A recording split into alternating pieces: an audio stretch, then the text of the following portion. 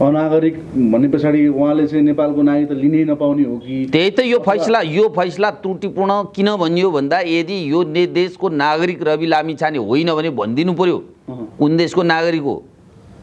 अनि त्यसो हो भने रवि लामिछाने नेपाली नागरिक हुनुहुन्न भने उहाँलाई नेपालमा बस्ने अधिकार हुँदैन। पठाउनु पर्यो कुन देशमा पठाउने हो। रवि लामिछाने ज्यूको संसद पद खारेज हुने जुन एकाएक हिजो सर्वोच्च अदालतले त्यो खालको निर्णय गरिसके पछाडि आम जनतामा एक किसिमको निराशाताहरू छाइरहेको छ। अबको दिनमा रवि लामिछाने ज्यू जेल जीवन बिताउनु पर्ने पनि छ भन्ने खालको कुराहरू गाईको हल्लाहरू छन्। न्यायालयले गरेका सबै फैसला सही हुन्छन् भन्ने पनि छैन। आजको विशेष कुराकानी गर्ने कोसिस गर्छौँ। आजको पाहुनाको रूपमा म अघि नै भनिसकेँ एग्रिमणी नेपालीले हुन्छ उहाँसँग कुराकानी गर्छु। सर नमस्कार। धन्यवाद। खासमा के भयो सर एकाएक यो उम्मेदवारी खारेजी कुरा आयो, उहाँको पद चाहिँ अब पार्टीमा सभापति हुनुहुन्थ्यो उहाँ पनि त्यो पनि खारेज भयो भन्ने कुराहरू आयो। यसले गर्दा आम जनतामा एक किसिमको निराशता छाइरहेको छ। यसलाई अलिकति स्पष्ट पारिदिनु न, खासमा के नजिरका साथ चाहिँ यो निर्णय गरियो सर्वोच्च अदालतले? सम्मानित सर्वोच्च अदालतले गर्ने व्याख्या भनेको कानुनको हो, विधिको हो र नियमको हो। हामी कहाँ नागरिकतासँग सम्बन्धित पछिल्लो ऐन 2063 छ, तर हामीले यो भुल्नु हुँदैन। नागरिकता ऐन 2063 को जग भनेको अहिलेको संविधान होइन। हामीले त 72 सालमा संविधान ल्यायौँ। यो संविधानमा नागरिकता सम्बन्धी व्यापक कुराहरू उल्लेख गरेका छौँ। नागरिकताको सन्दर्भमा नेपाली नागरिकको ठहर्ने कि नठहर्ने भन्ने सन्दर्भमा नेपालको संविधानको धारा 11 मा व्यवस्था छ। त्यसको 1 ले कुनै पनि नागरिक जसले नेपाली नागरिकता प्राप्त गर्न योग्य हुन्छ त्यो नेपाली नागरिक ठहर्छ भनेको छ। यही संविधानको धारा 87 हेरौँ। प्रतिनिधि सभाको सदस्यका लागि के योग्यता चाहिन्छ भन्दाखेरि यति वर्ष उमेर पुगेको यो भन्दै गएर के भन्यो भन्दा नेपाली नागरिक भन्यो।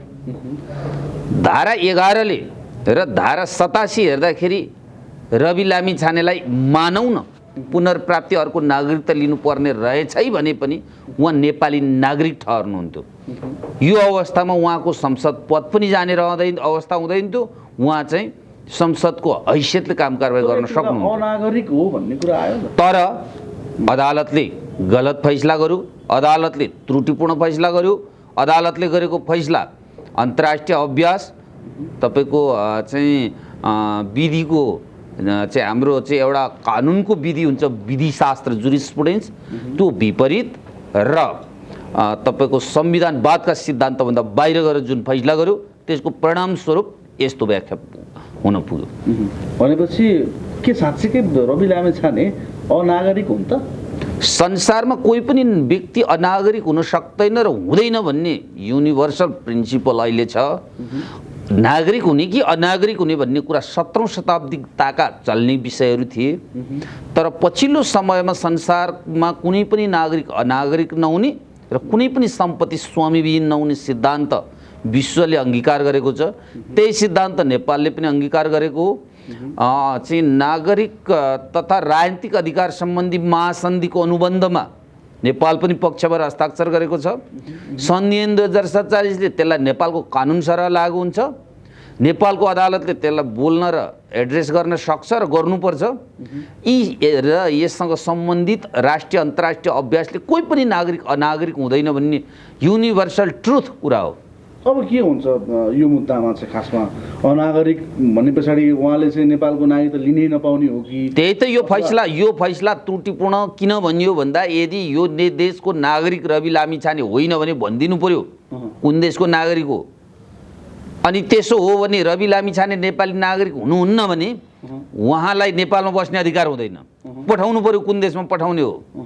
रवि लामिछानेज्यू नेपाली नागरिकका हैसियतले कुनै पनि काम कारबाही गर्न पाउनुहुन्न र उहाँले गरेका कार्यहरू चाहिँ गैर कानुनी हुन्छन् भन्ने न्युज 24 मा रहँदाखेरि उहाँले अमेरिकन नागरिकता हुँदाखेरि त उहाँले अमेरिकन नागरिकका हैसियतले तिर्नुपर्ने बुझाउनु पर्ने शुल्क अथवा नेपालमा रोजगारी गरे बापत विदेशीले बुझाउनु पर्ने सम्पूर्ण कुराहरू उहाँले बुझाइराख्नु भएको थियो। अध्यागमन विभागमा उहाँको अभिलेखीकरण गरिएको थियो, लाग्ने तपाईँको चाहिँ राजस्व सदस्य गरिराख्नु भएको थियो।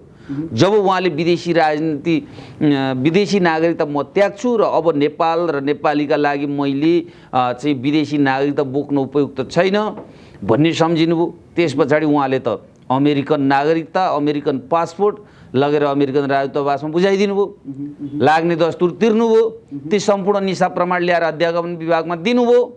अध्यागमन विभागले अघिल्ला दिनसम्म त विदेशी नागरिक होस् भनेर उसले लिइराखेकोमा त्यस पछाडि निर्णय गर्यो। त्यस पछाडि नेपाली नागरिक लिनुपर्ने थियो, अर्को नागरिकता लिनुपर्ने अवस्था थियो भने जिल्ला प्रशासन कार्यालय पठाउँथ्यो होला अध्यागमन विभागले, उसले गृह मन्त्रालय पठायो। तथापि गृह मन्त्रालय पनि आखिरी जिल्ला प्रशासन कार्यालयको तालुक निकाय हो। गृह मन्त्रालयले चाहिँ त्यो विषयमा निर्णय गर्यो। निर्णय गरिसकेपछि आजदेखि तिमी नेपाली नागरिक भयो, अब नेपाली नागरिकका हैसियतले काम कारबाही गर भनिदियो यो राज्यले।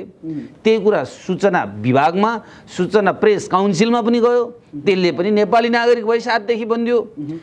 यही राज्यले तत् बेलादेखि नेपाली नागरिक भयो, नेपाली नागरिकका हैसियतले काम कारबाही गर, नेपाली नागरिकका हैसियतले तिमीले चाहिँ ट्याक्स तिर भनेर यही राज्यले रवि लामिछानेज्यूलाई निर्णय गर्ने। जब अब मैले न्युज 24 मा कार्यक्रम चलाएर अर्थात् पत्रकार मात्रै भएर अर्थात् पत्रकारका हैसियतले मात्रै काम कारबाही गर्दा हुँदो रहेनछ। यो देशको उन्नति समृद्धि र प्रगतिका लागि म आफै नजागिकन नहुने रहेछ र म जस्तै इच्छा शक्ति भएका नागरिकलाई गोलबन्द गरेर एउटा पार्टी दर्ता नगरिकन यो देशको समृद्धि हुन सक्दैन भनेर जुन नेपाली राजनीतिमा होमिनु हो, त्यतिखेरसम्म उहाँलाई नेपाली नागरिक नै देख्यो यो राज्य व्यवस्थाले।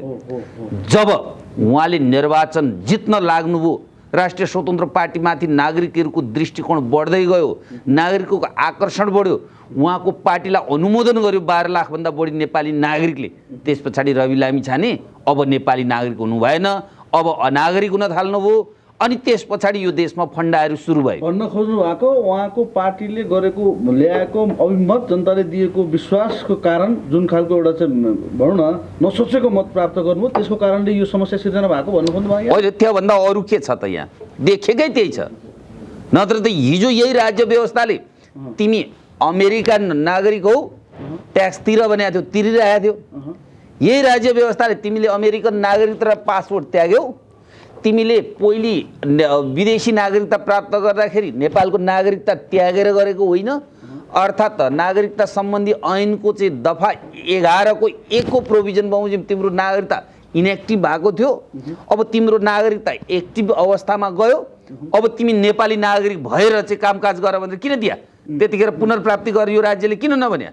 अनि राज्यको गल्तीको परिणाम स्वरूप आज नेपाली नागरिकले दिएको मतको दुरुपयोग हुने गरिकन कुनै निर्णय गर्न पाइन्छ? यो गरियो भने नागरिकमाथिको अपमान भएन? भले अदालतले कालालाई सेतो किन नभनोस्, स्वतन्त्र न्यायपालिकाले गरेको फैसला मान्नुपर्छ। रवि लामिछानेज्यूले मान्नुहुन्छ, राष्ट्रिय स्वतन्त्र पार्टीले मान्छ, तर न्यायालयले गरेका सबै फैसला सही हुन्छन् भन्ने पनि छैन। अदालतले गर्ने फैसलाहरू टीका टिप्पणी योग्य पनि हुन्छन्, बौद्धिक छलफल योग्य हुन्छन्। यही हाम्रो सर्वोच्च अदालत हेर्नुहोस्, एउटा मुद्दा थियो, तिमीले कोही मान्छेलाई मारेर खोलामा फाल्यौ भन्ने मुद्दा थियो, लास फेला परेको थिएन। प्रतिवादीले मैले मारेको छैन भनेर चाहिँ जिरह गरेको थियो। जिल्लाले, उच्चले, सर्वोच्चले के भन्थ्यो? तिमीले मारेर फाल्यौ भन्यो। अन्ततः ऊ जेल जीवन यापन गरिराखेको थियो। लाग्छ मलाई 15, 16, 17 वर्ष पछाडि त्यो जसलाई मारेर फ्याँक्यो भन्ने त्यो व्यक्ति नेपाल आयो, भारत गएको रहेछ, इन्डियामा बसेको रहेछ। कानुनको कुनै पनि बाटा बाँकी थिएन र हेबियस कर्पस बन्दी प्रत्यक्षीकरणको आदेशबाट रिहा भएको उदाहरण छ। मैले भन्न खोजेको के हो भने अदालतले फैसला गर्यो, मान्नुपर्छ। तर मलाई आज पनि यो विश्वास छैन कि रवि लामिछाने नेपाली नागरिक होइनन् भन्ने कुरामा। रवि लामिछानेले विदेशी नागरिकता त्यागिसके पछाडि अन्तर्राष्ट्रिय कानुन, राष्ट्रिय कानुन, कानुनका मान्य सिद्धान्त र विधिशास्त्रीय दृष्टिकोणबाट हेर्ने हो भने कुनै पनि नागरिक राष्ट्रियताविहीन नहुने, र कुनै पनि सम्पत्ति स्वामीविहीन नहुने सिद्धान्त हो। त्यसैले आज रवि लामी छानेलाई अनागरिकको दर्जामा राख्ने गरिकन आएका फैसला त्रुटिपूर्ण छ मैले भने हो। अब मध्यावधि चुनावी तपाईँको जस्तै जहाँ अहिले उहाँ चितवन क्षेत्र नम्बर 2 बाट निर्वाचित भएर आउनुभयो होइन, अब त्यहाँ फेरि पुनः चुनाव हुने अवस्था रहँदाखेरि रवि लामी छानेज्यू फेरि चुनावमा लड्न पाउने अवस्था हुन्छ कि छैन, अथवा उहाँले पूर्ण नागरिकता पाउन प्राप्ति हुन्छ कि हुँदैन, जेलसम्म जाने भन्ने होइन यसो छ। त्यही त कुरा, त्यही अचम्म छ। पुनर्प्राप्ति गर भनिदिएपछि पुनर्प्राप्ति गर्नु पर्छ, गर्नुहुन्छ उहाँले। तर यहाँ म चाहिँ के गाईगुई सुन्दैछु भने जसरी भए पनि रवि लामी छानेलाई चाहिँ थुन्नुपर्छ, खोरमा हाल्नुपर्छ भन्ने एउटा मनोवृत्ति अगाडि आइरहेछ। विषय के अरे भन्दा कृत्य गर्नुभयो रे। अचम्म कुरा, के कृत्य गर्नुभयो रवि लामी छानेले? नागरिकता कृत्य गर्नुभयो भन्दाखेरि यही राज्यले दिएको होइन नागरिकता? अनि आज जबरजस्त के प्रश्न गरिन्छ?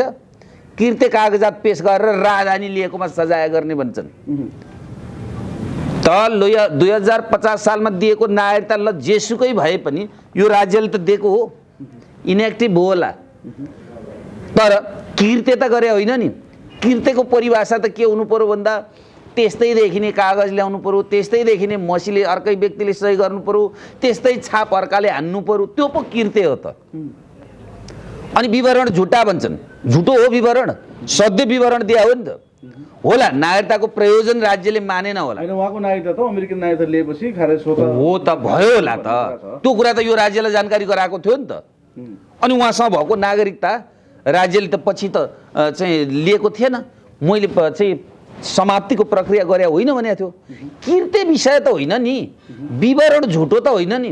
रवि लामी छानेले पेश गरेको नागरिकता होला, प्रयोजन समाप्त भएको थियो होला, त्यसका आधारमा नागरिकता उहाँले राजधानी प्राप्त गर्न सक्नुहुन्न थियो होला, त्यो एउटा बाटो भयो। तर कृत्य गरेको, झुटा विवरण बनाएको र पेश गरेको त होइन नि।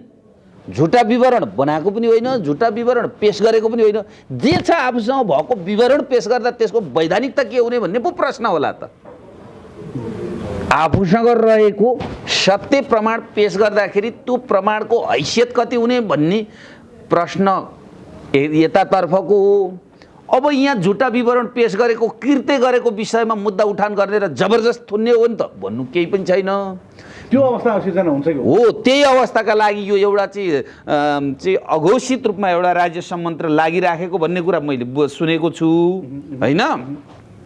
त्यसका लागि अब भनेपछि रवि लामी छानेज्यूलाई फसाउनको लागि अथवा त्यो भित्र जसरी भए पनि जेल जीवनमा बिताउनकै लागि अथवा कठाघरमा भित्र छिराउनकै लागि चाहिँ ठुलो ग्यारेन्टी भइरहेको छ। नियोजित रूपमा उहाँलाई कुनै न कुनै मानेमा खोरमा राख्ने नै योजनाबद्ध रूपमा अगाडि फाइदा दिन्छ भने यसले कुला फाइदा दिन्छ। यसले यो देशलाई हिजोदेखि जसले ब्रह्मलुट गरेका थिए नि उनीहरूलाई यदि रवि लामी छानेज्यू र उहाँको राष्ट्रिय स्वतन्त्र पार्टी उदय भएर भोलि यो देशमा राज्य सत्ता सञ्चालन गरौँ भने हिजोदेखि ब्रह्मलुट गरिराखेका यी पुराना राजनीतिक पार्टीका पुराना नेताहरू विस्थापित हुने भए। एक दोस्रो कुरो, यही चाहिँ पुराना राजनीतिक पार्टीका पुराना नेताको अकर्मण्यताका कारण कयौँ नेपाली नागरिकहरू विदेशी र विदेशी ज्ञान श्रम सिप चाहिँ लिएका छन्। ती नागरिकहरू नेपालमा आए भने ती नागरिकहरूले यो देशको चाहिँ राजनीतिक आर्थिक क्षेत्रमा चाहिँ उनीहरू सम्मानित हुने भए। त्यसले यो देशमा ब्रह्मलुट गरिराखेका यी आजका चाहिँ यी नेता हुँ भन्ने या चाहिँ आज ब्रह्मलुट गर्ने व्यक्तिहरू विस्थापित हुने भए। सक्षमले त राज्य सत्ता सञ्चालन गर्ने भयो, सक्षमले आर्थिक चाहिँ व्यवसाय सञ्चालन गर्ने भयो र यिनीहरूले गरिराखेको ब्रह्मलुट, यिनीहरूले गरिराखेको यो चाहिँ तिगडमबाजी चाहिँ अन्त्य हुने भयो, हामी विस्थापित हुने भयौँ भन्ने आशयका साथ एउटा रवि लामी छानेलाई विदेशी नागरिकको दर्जा दिएर उहाँलाई थुनेर उहाँलाई दुःख दियो भने तमाम विदेशमा रहेका नागरिकहरू नेपाल आउँदैनन् र हामी नै ब्रह्मलुट गरिराख्न पाइन्छ भन्ने मनोवृत्तिका साथ यो क्रिया अगाडि बढाइएको छ। यसमा हामीहरूले खबरदार गर्नुपर्छ। यो नागरिकका हितमा हुँदैन। यो नेपाली नागरिकले दिएको अस्तिको मत जुन छ नि त्यो मतको विरुद्धमा हुन्छ र नेपाललाई चाहिँ गरिब राष्ट्रमा चाहिँ फसाउँदै लाने जुन नीति छ त्यो चाहिँ सार्थक हुन सक्छ। त्यसैले हामी सचेत हुनुपर्छ। भनेपछि अबको दिनमा यहाँले देख्नु भएको रवि लामी छानेको लागि उपयुक्त चाहिँ भनौँ न कदम के हुन्छ अथवा उहाँलाई कस्तो खालको कसरी चाहिँ उहाँ अगाडि बढ्न सक्नुहुन्छ? होइन, जनताको अदालतमा जाने हो, सबभन्दा सोभरेन्ट चाहिँ जनताको अदालत हो। जनता जनार्दन हुन्। किन आन्दोलन गर्नुपर्छ? राष्ट्रिय स्वतन्त्र पार्टीको जन्मै आन्दोलनका बाट भएको होइन। आन्दोलनका विभिन्न आयाम हुन्छन्। हिजो जस्तो रेलिङ भाँच्ने, मान्छे मार्ने, टाउका काट्ने गरेर आन्दोलन हुँदैन। बौद्धिक आन्दोलन हुन्छ। नागरिकलाई भन्नुपर्छ, सुनाउनुपर्छ, सुसूचित गर्नुपर्छ। यो देशको समृद्धिका लागि यी चिज बाधक छन्। जस्तो न्यायालय पुनर्संरचनाको आज आवश्यकता देखियो। एउटा चाहिँ ड्राइभर हुनका लागि एसएलसी पास गर्नु पर्नेदेखि लिएर चाहिँ तपाईँको चाहिँ यहाँ चाहिँ दुनियाँ जाँच दिनुपर्ने हामीले चाहिँ कानुनी व्यवस्था राख्यौँ। न्यायाधीश नियुक्तिमा चाहिँ कुनै राजनीतिक पार्टीले टिको लगाइदिएका भरमा चाहिँ न्यायाधीश नियुक्ति हुने प्रथा प्रचलन राखेका छौँ। यस्तो राजनीतिक दलको सिन्डिकेटका आधारमा न्याय प्रणाली चाहिँ सफल हुन सक्दैन भन्ने कुरामा हामीले आत्मसात गर्नुपर्छ। न्यायालय पुनर्संरचना गर्नुपर्छ। त्यसका लागि शक्ति देऊ। त्यसका लागि हरेक नागरिकले अब राष्ट्रिय स्वतन्त्र पार्टीमा सम्मानित हुनुपर्छ। देश परिवर्तन गर्ने हो भने पुराना राजनीतिक पार्टी र यस्ता तिगडमबाजीले गर्दाखेरि हामीलाई अप्ठ्यारो छ भन्नुपर्छ र नागरिकसँग त्यो तागत लिएर अगाडि बढ्नुपर्छ। त्यो नै अब रवि लामिछानेका लागि चाहिँ सबभन्दा उत्तम र महत्त्वपूर्ण जिम्मेवारी हुन्छ। अब युवा उपप्रधान तथा गृहमन्त्री बनिरहँदा बाहिर धेरै किसिमका हल्लाहरू पनि आए। नागरिकताको विषय चलिरहेको थियो, त्यही भएर उहाँ चाहिँ गृहमन्त्रीको पद सम्हाल्न पुग्नुभयो भन्ने कुरा आयो। तर उहाँ गृहमन्त्री भइरहँदा पनि उहाँले आफ्नो नागरिकता, आफ्नो मुद्दालाई प्रभावित पार्नको खालको कुनै त्यस्तो कदम उहाँले त चलाउनु भएको जस्तो त देखिएन। हो, त्यसैले हामीहरूले के बुझ्नु पर्यो भने राष्ट्रिय स्वतन्त्र पार्टी अथवा यसका संस्थापक नेता अर्थात् यसका चाहिँ प्रणेता होइन रवि लामिछाने ज्यू या यो पार्टीमाथि अनर्गल प्रचारबाजी गरिदो रहेछ नि, नियोजित रूपमा प्रचारबाजी गरिदो रहेछ नि। उहाँमाथि त यस्ता दुष्प्रचार गरेर राष्ट्रिय स्वतन्त्र पार्टीको अस्तित्व समाप्त गर्नका लागि, गिराउनका लागि, उहाँको चाहिँ राजनीतिक भविष्य समाप्त गर्नका लागि लागिदो रहेछ नि। सरकारमै आफ्नो दल चाहिँ जाँदा पनि यो खालको खतरा हुँदो रहेछ त्यसो भए। होइन त, उहाँले त प्रष्टै भन्नुभएको त। उहाँले चाहिँ मन्त्री पद सम्हाल्दै गर्दा म माथि भएको अनुसन्धान, म माथि हुने कारबाही, यो मुद्दाको विषयलाई लिएर म कुनै पनि प्रभाव पार्दिनँ भन्नुभएको थियो नि त। यी पुराना राजनीतिक पार्टीका पुराना नेताहरू भए त त्यसैमा मलजल गरेर यो विषय राखिराख्थे होला। त्यसैले राष्ट्रिय स्वतन्त्र पार्टीको जन्म नै अरू राजनीतिक पार्टीभन्दा पृथक हो के। त्यसैले यो पार्टीलाई हुर्काउनुपर्छ भन्ने मैले किन भनिराखेको छु भन्दा हेर्नुहोस्, हरेक चिजको जन्मसँगै त्यसको चाहिँ भविष्य निर्धारण हुन्छ। तपाईँ हामी झन् अझै तपाईँको शास्त्रीय दृष्टिकोण र लाई हेर्ने हो, अझै हिन्दुइजमको कुरा गर्ने हो भने जन्मकुण्डलीले उसको भविष्यलाई निर्धारण गर्छ भन्छौँ नि हामी। अब यसलाई मान्ने हो भने राष्ट्रिय स्वतन्त्र पार्टीको जन्मकुण्डली केका लागि हो भन्दा पुराना राजनीतिक पार्टी, पुराना नेताहरूले यो देशलाई राजनीतिक रूपमा परिवर्तन गरे। हेर्नुहोस् है, तर आर्थिक सामरिक रूपमा परिवर्तन गर्न सकेनन्, किनभने यिनीहरूको ज्ञान, क्षमता, दक्षता नै आर्थिक सामाजिक रूपमा परिवर्तन गर्ने प्रकृतिको थिएन। जस्तो भन्नुहोस् न, काङ्ग्रेसको जन्म राणा फ्याँक्नका लागि भयो, उसँग राजनीतिक ज्ञान मात्रै थियो। एमालेको जन्म बहुदल फ्याँक्नका लागि भयो होला, उसको राजनीतिकै मात्रै थियो। माओवादीको जन्म राज संस्था फ्याँक्नका लागि भयो होला, उसको राजनीतिक उद्देश्य प्राप्तिका लागि थियो।